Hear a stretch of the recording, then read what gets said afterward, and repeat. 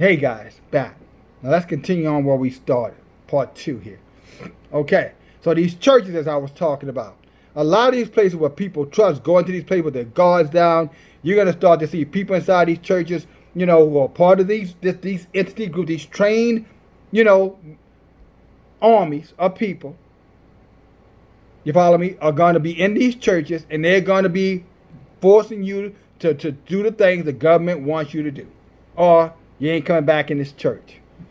And not only that, but they'll be sharing all your information, because most of you guys, unfortunately, believe in this whole shall a man rob God, yet you have robbed me with my tithes and offerings. So you've already given these people your checking account numbers and everything else. These people, these churches got all of your vital information.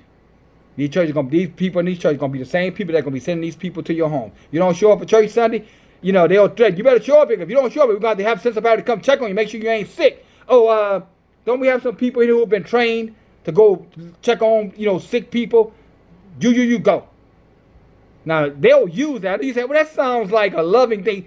What if they're going to use that to force you to stay in these churches and force you to give them your money? You ever considered that? Under the threat that if you don't keep coming and keep giving, they're going to send these people to your homes. And who knows what's going to happen when they come to your homes. Oh, I know you don't think that a preacher would be so wretched. You better think again. Remember the preacher not long ago told everybody to give them their stimulus money, send it to him? Remember the other one said that when you paying tithes, don't forget your stimulus money is a part of the tithes you need to be paying. 10% of it. You remember him or them. And they were male and female, him and them, I might add. So I really think y'all want you to hear this, because what we're going into now, I wasn't prepared for that. Not for what we're talking about right now. I was not prepared for it. So you probably really need to listen. Let him that have ears to hear what the Rahuk is saying to the people, including saying it to me too. I'm just that vessel. He's talking to me as I'm talking to you. Okay? Don't make me special. Just makes me usable. I mean, y'all use the jackass, All right? So, no sense to be talking with your chest poked out because Yah is using you. Remember Balaam? So he can use whatever he want to use. But if he uses you, it's nothing to be ashamed of. And I'm not ashamed, to be used by Yah. I'm not worthy to be used by him, but I feel blessed to be used by him. I feel, humbled, for lack of a better word. Let's get on. So then he talks about academic, medical centers, nonprofit organizations, institutions of higher education. That means schools, high schools, colleges, other types of entities that is determined by the secretary to be eligible entity for the purposes of this section. So that could be FEMA camps. It could be, temporary holding centers like detention centers, prisons. I think I said that, FEMA camps. All these places now, whatever they say is a legitimate place. These places where the elderly go. These what do they call these centers where elderly go? They go swimming, and they bring them together and to do little activities and things to keep them from being at home alone by themselves. Community centers, and all those places can be utilized for quarantine, detaining, testing. But here's the one that I really wanted you to see. H, still in section 2, I might add. It says, any type of entity that is determined by the secretary to be eligible entity for the purpose of this section, and the term emergency period has the meaning given to in the term of section 1135 of the Social Security Act. The term hotspot means a geographic area where the rate of infection with the virus that causes COVID-19 exceeds the national average. Remember when the Surgeon General went on national television and said Latinos and blacks were the primary carriers of this disproportionately. And we got a plan, and we will be executing that plan in their communities. That is what Jerome Adams said. Go back and Google it up. Google up it or YouTube him up, and you'll hear him say exactly what I just said. I told you guys then that was a red herring. What I mean by red herring? He was already signaling, the rest of America that when we go into these Latino and these black communities, including Mexicans, because your ass Latino too. No disrespect. At least they see you as Latino. No, you don't, but they do. They're going to be coming right into your communities, and they're going to be doing exactly, they're going to have people coming in your home. If you don't let them enforcing their ways in your homes, and if they're fine or anybody is accused or they think that they're sick, because you don't even have to have the virus. All they have to do is think you have the virus, I might add. And once they test you and they find it in your system anywhere, you're out of there. And I do believe, because of population control, and the book says that it's going to kill many, many people because they're going to refuse to take the mark of the beast, that a lot of these people are not coming back. Some of your loved ones, that's going to be the last time you're going to see them. I know you might say, well, why are you saying that? That sounds so harsh and so mean. Well, would you rather me tell you that so you can be prepared for it, or figure out a way to ward it off, than to say nothing, and then they come on in and it's too late? Nothing but a bunch of screaming and crying and hollering as they drag them out of your house, kicking and screaming. Some of you mothers out here, you ready for that? You ready for somebody to grab your children and dragging them out while you holding the feet and they knocking you back? These agents who work for this entity, as they're pushing and knocking you back and threatening you as they're dragging your screaming, crying children out the house. You ready for that? Because it's coming. And a lot of you are out here listening to these people. Put the mask on and get look.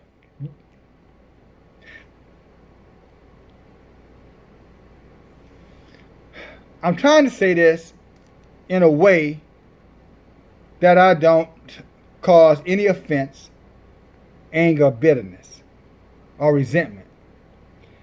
I'm saying this to you because as a human being to a human being, especially the Hebrew Israelites, and that includes some Latinos and that whole environment from the south of the Americas to the north of the Americas, and the islands included, and some Africans, not many but some. England, we scattered all over the earth. That's what Yeshua said. Go throughout the whole earth and preach, teach, because he knew we were everywhere. I say this to you out of respect, and I say this to you in particular because you're going to be the target. Let me read this line to you again. The term hot spot, in parentheses, means a geographic area, like the hood, like Harlem, like Brooklyn, like Everston, Evergreen Park. What are some of the other names? The Ninth Ward, the Lower Ninth Ward, Third Ward, New Orleans. Roxbury, Worcester, Mass. That's what they're talking about, guys, just so you know. Those are the geographic area hotspots where our people are primarily concentrated. That's where they're going to go first and foremost. Where the rate of infection with the virus that causes COVID-19 exceeds the national average. And that lying devil already pushed that information out there. Because when I went back and looked at the numbers, blacks were like 8.5%, Latinos were somewhere around, I want to say 7.6%, and whites were like 75%. But he forgot to say that. He didn't even bring up the whites. He just talked about mama and papa. Go tell mama and papa. The meaning, terms of endearment that somehow he believed that's the way we address, our elders in our homes. My grandmother was called grandmother. I don't know what yours was called. And if you called him Mimi or Paul, him Paul, there's nothing wrong with that. But do we need some monkey shine, boot licking, lying, manipulating, two-faced Judas Iscariot out there talking about how we talk? Like he knows how all of us talk to our elders? No, we didn't need him for that. But more importantly, he lied to the national populace that we were the primary carriers of COVID-19. And since he's the top medical doctor in the country, guess what, guys?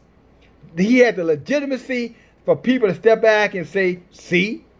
And so anything that goes on with the health and human services, they're going to use him and what he said, guys, as their whipping stick to be able to justify coming into our communities and performing these wicked acts in your homes. Watch. And on your streets too, I might add.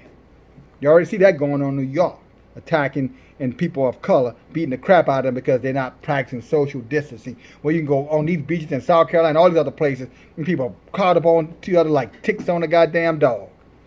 Or fleas on a dog, maybe that's a better way to say it.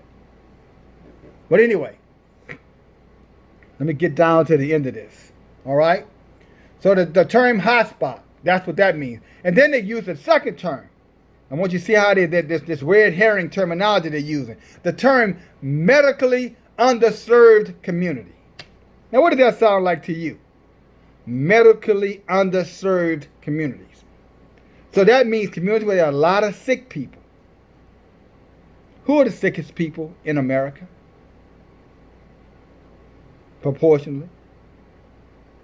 When you look at proportionally, who are the sickest people in America? If you didn't know, Latinos and blacks, let me tell you. So-called blacks, really, the Hebrew is like the tribes of Israel and Judah. The northern and southern tribes are the sickest because we eat the garbage from the master's table. I'm talking about swine, rabbit and lobster and crabs and crawfish. Slop. Some people call it gumbo. If you know what slop is, they put a little bit of everything in there, the pigs eat it. You know what gumbo is? They put a little bit in there and people eat it.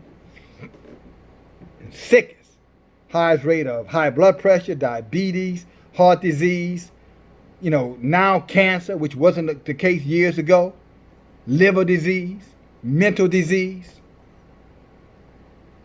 So the medically underserved means you, again. You're going to be targeted. We're going to be targeted. And there's a spiritual reason around this too, guys. Revelation chapter 12 say that when the woman, when the dragon was tossed out of the kingdom, talking about Satan, he went after the woman and her children, us, the bride of Yeshua, or your bride of Judah, Yahuwah. He went after us, and we fled into the wilderness. We went all over the world, so he couldn't get us all in one place. But now he's going to get us all in one place because he's going to target us because God is practicing this social distancing and quarantining us in these little tight areas where we're going to be easy pickings. And let me say again, these churches included. Because who fills up these churches and all of these so-called underserved hotspot communities?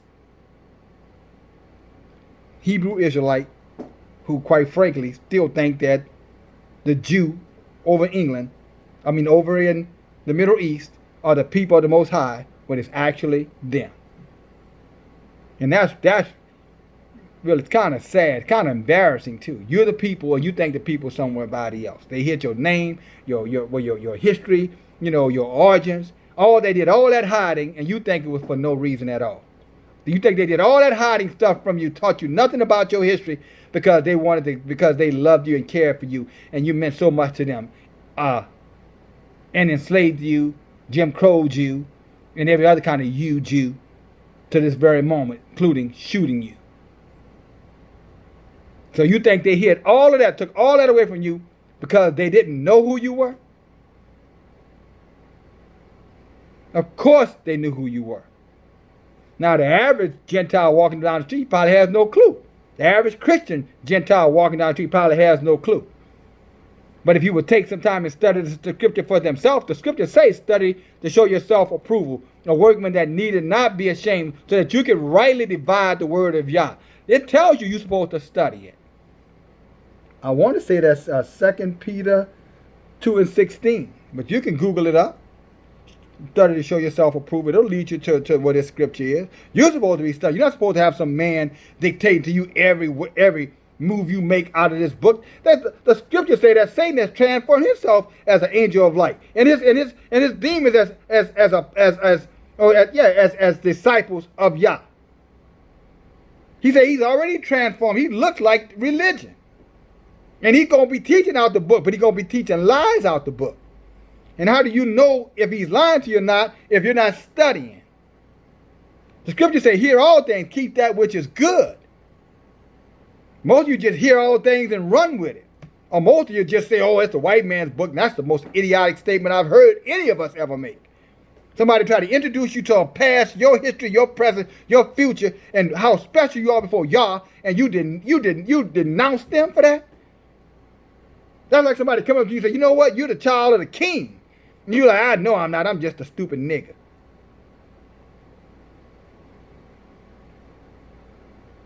Yeah, I said it. Can we continue? The term secretary means the Secretary of Health and Human Services. In other words, the boss. What he says goes. The authorization of appropriation to carry out this section, they are authorized to be appropriated one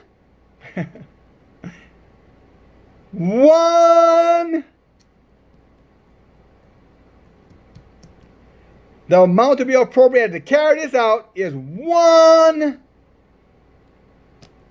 guess 3 times enough, billion annually for the physical year of 2020, and then such sums may be necessary for each of the physical year 2021 and any subsequent physical year during which the emergency period continues. So this can go on indefinitely. $1 billion is what they have set aside to do this. That's how they're going to pay those agents in your community. That's how they're going to pay for these detention centers. That's how they're going to pay off these preachers, all of these deceivers, all of these people who are going to be working in conjunction with the government to ultimately, inoculate you, which is probably actual mark of the beast. And then once they got you inoculated, now you got a little bit of CV-19 in your system. So anytime you want to get out of the way a little bit, anytime you want to, resist a little bit, they'll just send somebody over to your home. Oh, we tested him. See, he's got it. She's got it. Out. Never to see you again. This country spent millions of dollars on guillotines. You know what guillotines are? Millions of dollars. The federal government, let me be clear, the federal government, look it up. That's what I did. I know it sounds outrageous. Look it up.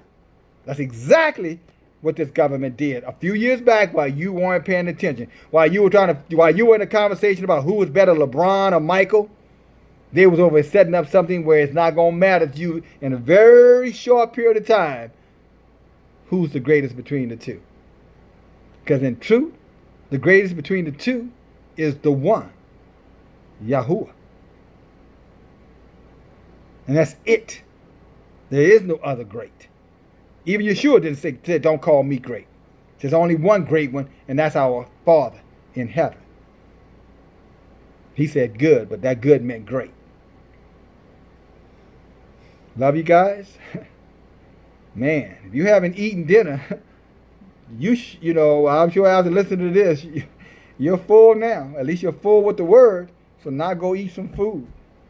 Just make sure it's food, you know what I'm saying, that causes you to live. Not food that causes you to die. Love you guys. Talk to you later. DFG. Bye now.